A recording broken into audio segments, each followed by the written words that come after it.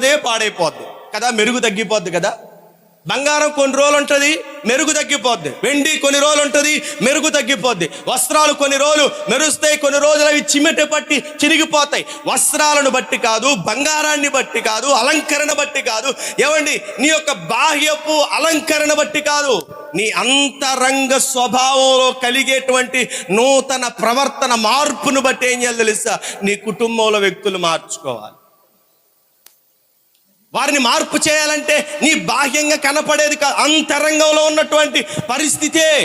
వాక్యం చెప్పక్కర్లా, ప్రకటన చేయక్కర్లా, వారి గురించి ఏమండి ఏదేదో గొడవ చేయవలసిన అవసరంలా, వాదోపవాదాలు చెందవలసిన అవసరంలా. నువ్వు వారి ముందు నడిచే నడకుందే, నువ్వు వారి ముందు జీవించే జీవితం ఉందే, నువ్వు కదులుతున్నప్పుడు, నడుస్తున్నప్పుడు, నువ్వు వెళుతున్నప్పుడు నీ యొక్క ప్రవర్తనను వారు గమనిస్తూ ఉంటారు.